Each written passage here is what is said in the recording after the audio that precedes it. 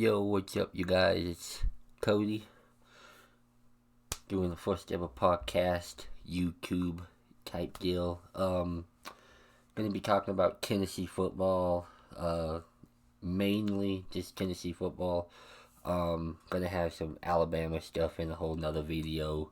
Um, Also on the channel, it's uh Alabama type deal because I'm a Alabama fan, of course. Um, going to be talking about Titans football in this one for the majority of the time. I'll span off and go, NFL, draft, uh, free agents, just overall AFC South, including Jacksonville, the Colts, the Texans, and just everybody else in the entire AFC and NFC. Um, but first, doing my first podcast since it's already the end of the year as far as Tennessee Titan football go, playing wise. I'm just gonna do a kind of my perspective of how the Tennessee Titans did this year, by offense, defense, and coaching and stuff like that.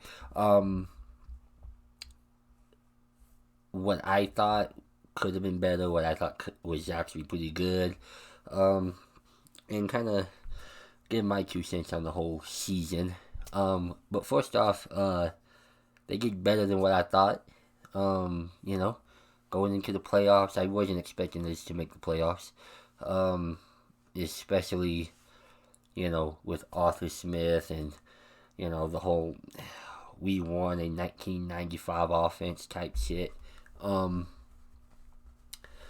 we made it. We beat New England in New England. We beat Baltimore in Baltimore. And then we got beat by Kansas City.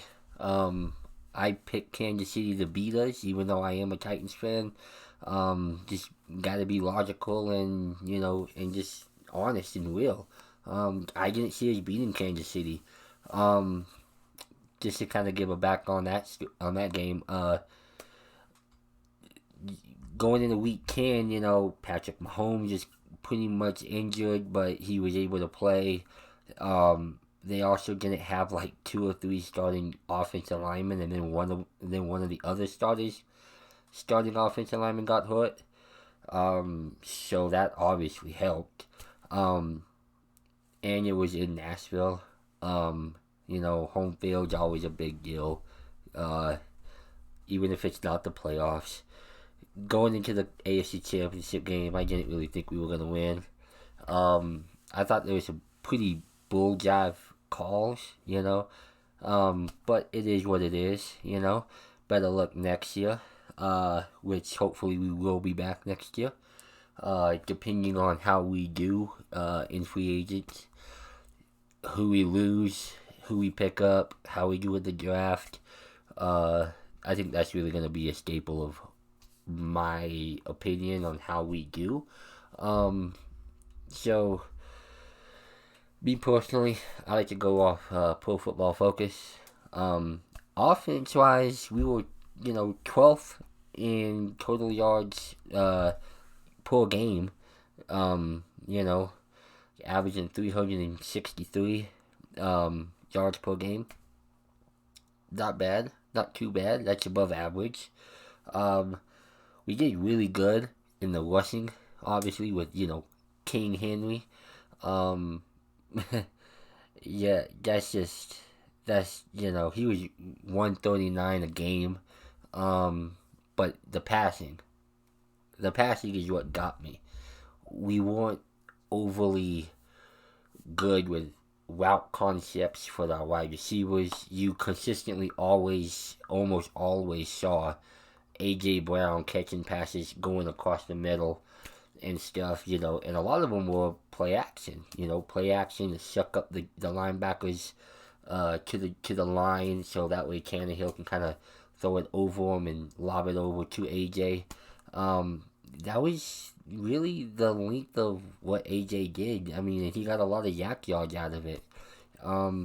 So, I mean, it worked until Kansas City, A, they stopped our running game, and then B, we got out to a deficit to where we couldn't continuously hand the ball off to Derrick Henry. I do think that we kind of went away from Derrick Henry a little too soon, um, but it is what it is.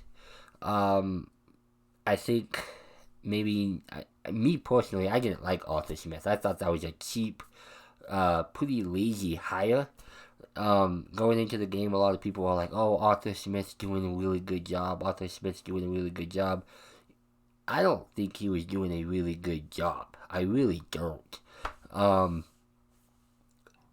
it's very easy to call offensive plays when your running game, because you won a 1995 offense, is very easy, and it just continued to just go. You just hand the ball off to Henry, 25, 30 times a game, 20 to 25 or more a game, and he's going to give you, 140, 150, 180, towards the later part of the year and stuff. And when something like that happens and it continues to work, it's going to work, which is going to lend to, play action pass, and it just goes and goes and goes, and it kind of, if plan A works, plan B typically is going to follow suit.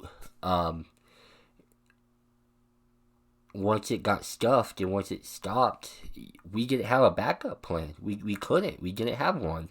And, Ryan Tannehill got a lot of garbage time stats in that game, late in the game, I mean, Kansas City was played pre-vet, not necessarily pre-vet, but they were playing off coverage. I mean, they were giving us those, 5 to 10 yards, because we're gonna take 3-4 minutes off the clock. But I don't see how our passing attack was good. I don't think it was. I really don't. 52, believe it or not, I mean, the stats don't lie, 52% of our throws from week 1 throughout the whole year, 52% of our throws were inside the numbers. They were inside the numbers, so you only got this much room to throw it in, and that's what our over half of our passing is inside the middle, and over 60% of that was from the line of scrimmage to about 10 to 12 yards of the line of scrimmage. So a large part of our passing attack was inside routes to crosses, and I think when you have a limited playbook when it goes to as far as route concepts and what your wide receivers are going to be able to do for the route tree, it limits you. When everything is so predicated on how is Derrick Henry doing, and then it stops, you have no plan B. You have no option. That's gonna help you. Take away the Carolina game, take away the New Orleans Saints game or whatnot. Yeah, you're gonna have a game here and there where the passing game works and the rushing game doesn't necessarily work. And even in both of those games, we still ran for over 100 yards. So it just, what happens when the rushing in the running game doesn't work? Or what happens if we kind of get into a shootout? Kansas City, they could have not scored another touchdown or so after halftime, and we weren't really going to be that big of a factor. We really weren't, because their defense was stopping our running game, meaning Ryan Tannehill was needing to pass, and it just wasn't happening that way for us that game, and it wasn't happening the majority of the year because we don't have that in our game plan. We don't have that in our arsenal. That's why, I've always thought it's a lazy hire. I still think it's a lazy hire. I was all on board to getting Joe Brady. Look at what he did at Joe Burrow.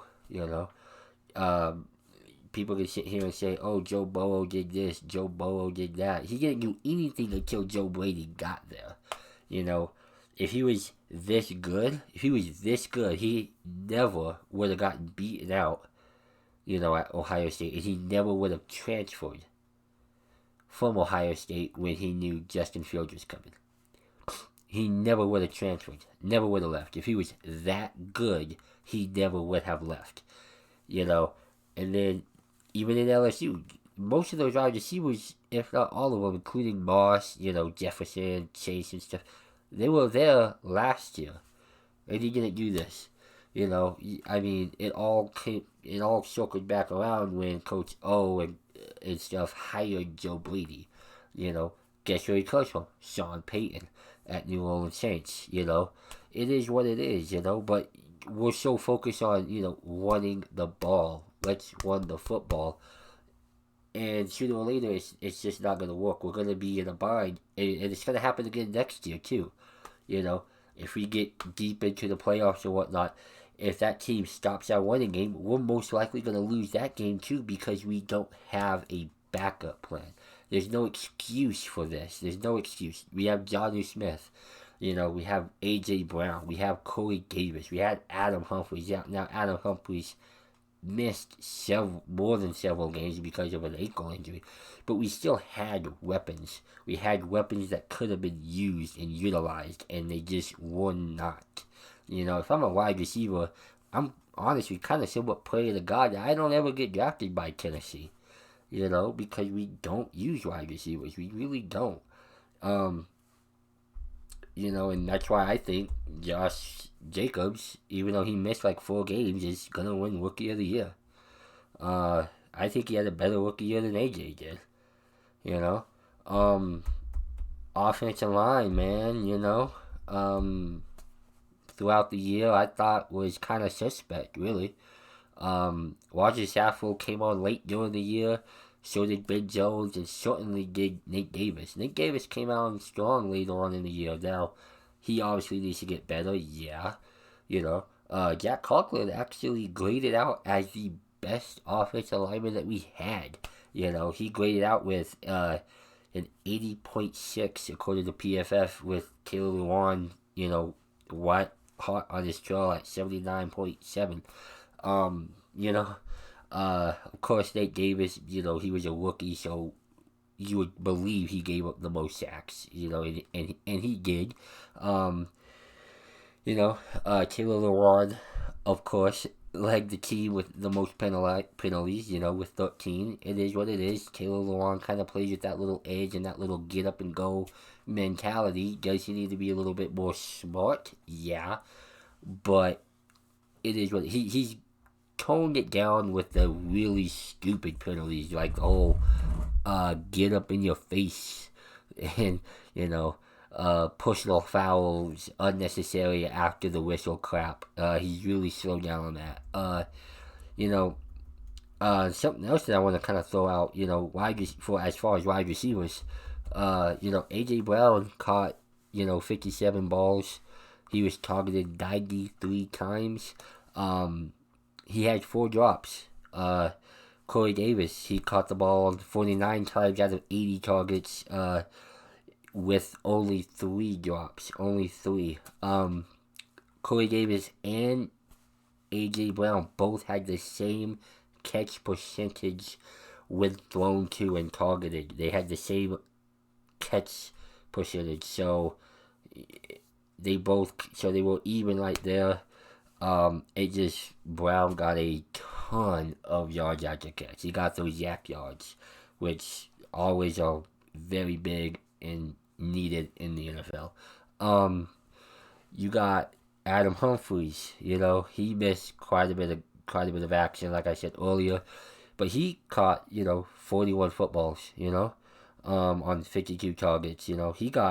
He was by far the best as far as catch percentage wise when thrown to, at over 78%, and he had the best hands with only 1 drop. Let's see here, defensive line. I called it, I think, about a month, give or take a month to maybe a month and a half going into the draft. I started saying, look out for Jeffrey Simmons in a couple of group chats I'm in on, Facebook and Twitter. Look out for Jeffrey Simmons. And then draft day, we picked Jeffrey Simmons, and he ended up being a very good football player for a rookie.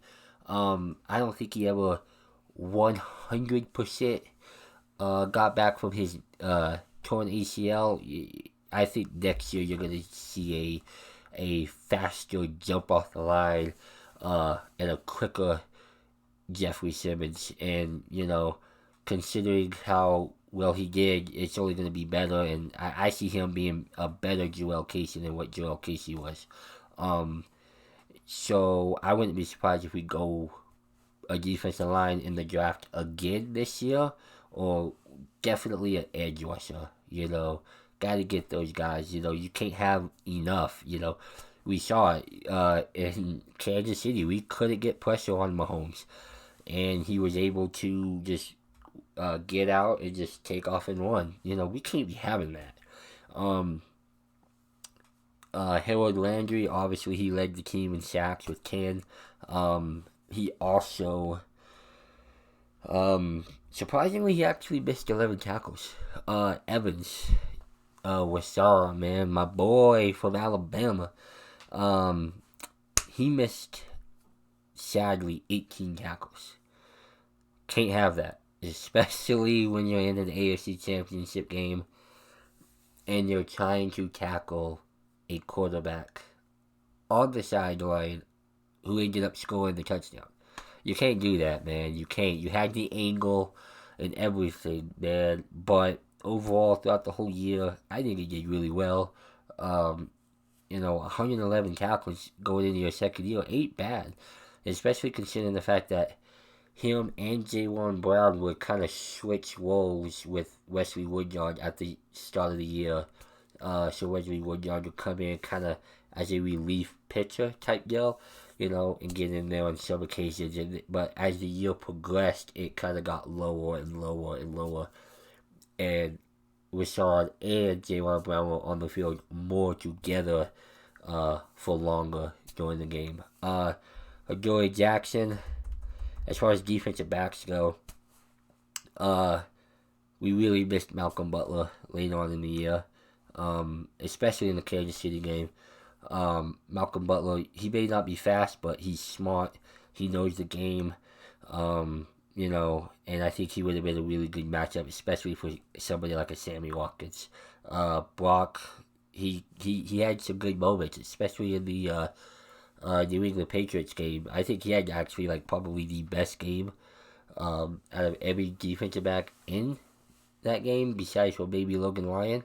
And that's saying something, but he's more of a depth guy. He's more of the number 4 guy for me. Logan, again, Adoree Jackson, he was targeted 63 times throughout the majority of the year, and he allowed 39 catches. So he allowed a 62% catch rate when he was targeted. Logan Ryan, he was targeted 134 times. And only allowed 92 catches, but that resulted in a 68.5% catch when he was catch percentage when he was targeted. Kevin Byard, he was the most. He allowed the most catches as far as catch percentage wise, but he also had 6 interceptions this year, which now has bumped him up to 18. He has 18 throughout his 4-year career so far. So he is on pace, I believe, to get, at the rate that he's going, I think he could finish somewhere around, I want to say probably around 45 to around 53, which is really, really promising. And that's Hall of Fame worthy, Let me get here. I'm trying to get up on Pro Football Focus to kind of maybe get a better understanding of where they were compared to everybody else. And those are going off of defensive backs that played at least 80% of the snaps. So over 680 snaps throughout the whole year. So I think it's more of a baseline. There's no sense in averaging out compared to what Adoree did compared to what somebody did in L.A. for the Rams, where they played 102 snaps with somebody like Adoree who played over 700. You know, that kind of don't really make a lot of sense. Um, let's see here. Let me get in here real quick. I gotta sign in. And let's see. But I think ultimately the year went very well. But I think I don't care what anybody says, man. I really do think that we need a new offensive coordinator. This 1995 passing attack just won't cut it. It really won't. Um, it's just not the same. We're not running a. We're not in the late 90s or early 2000s anymore. You know, it don't work the way that it used to. Um, so we have to switch it up. We have to be able to depend on our passing attack if something isn't working in the run game. Dean Pease is being let go. Good for him. Or not being let go. He's going to retire. Good for him. He's been in the game for a while, and he's a very good defensive coordinator. I don't think he had the best game this year, but there's only so much you can do when your starting linebacker's hurt and you got a starting corner hurt, and you're going up against an offense that's just loaded and riddled with talent everywhere on the football field. So I got it pulled up here, just kind of with 80% of the snaps, which is a bare minimum of 653 snaps. Tre'Davious White out of LSU had a 46.3 NFL quarterback rating, which is the best. Let's see here. You got Marcus Peters with tied at 6. Let's see here. Logan Ryan was as far as the best, and he finished at 18 with a 97.8. So there's that. Adoree Jackson. Let's see where Adoree is right here. Let's see. Oh, I gotta go to page 2. What? Let's see here.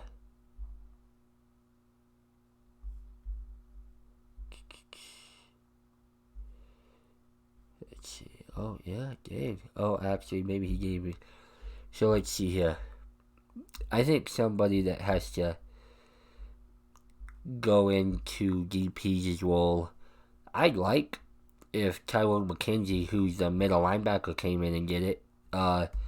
You saw how good David Long came in and played when he had to.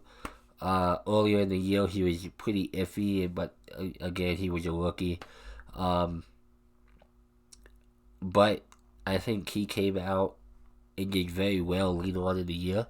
Adoree Jackson was 38th. 38. At 91.8. So let's see here. Gotta get better in my opinion. Overall. But I think somebody who's gonna be probably targeted for the defensive coordinator role I don't want Wade Phillips. A lot of people are sitting there saying Wade Phillips. He's too old, in my opinion. And he always has a really good year when he starts, and then the following year it just kind of trickles down. It just kind of goes south. Somebody that I like, I could see is Bowen, our outside linebacker coach. He called plays during the preseason, so I wouldn't be surprised if he gets heavily considered, depending on how they feel that he did in that short time. So I think he could definitely get a look. But I wouldn't be surprised if we keep it in house. I guess you could say. I think that'd be the best. Um, I do feel, however, it would probably ultimately be in our best interest to hire, I think, in my opinion, of course, uh, Tyler McKenzie. I think he would have I don't want to say a difficult, but kind of like a rough patch in his first year coaching as being a defensive coordinator.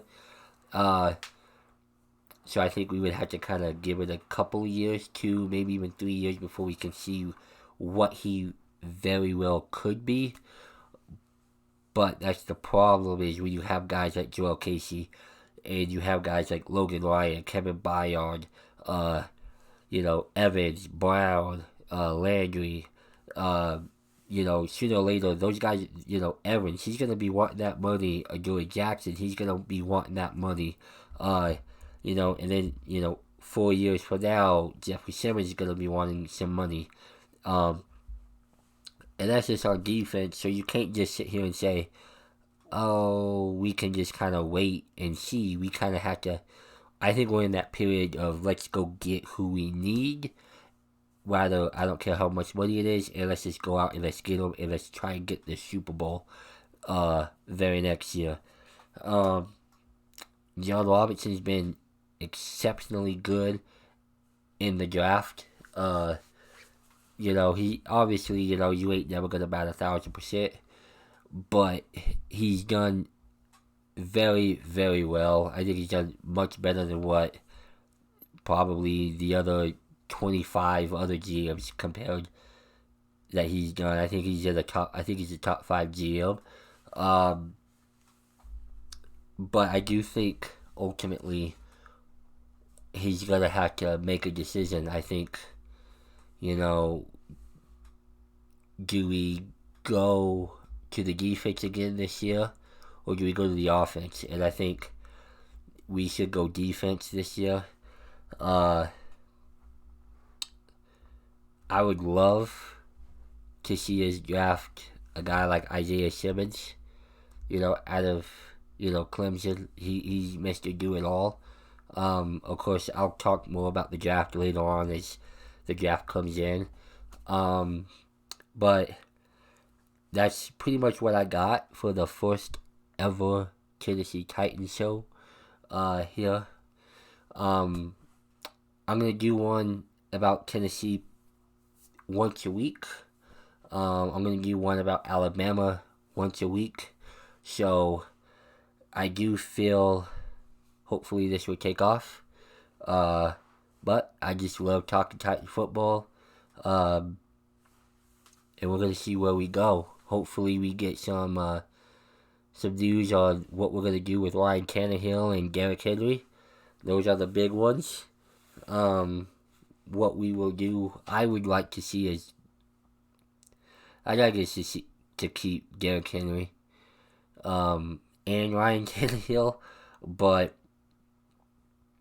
I think we're going to have to pick one. I hope not, but if we continue with this offense, we're going to have Derrick Henry. And that's just the way it is. We have to have Derrick Henry to run this offense. Dion Lewis does not cut it. We don't have a high enough draft pick to go out and get DeAndre Swift. And even if we could, I don't know if I'd want a guy like DeAndre Swift.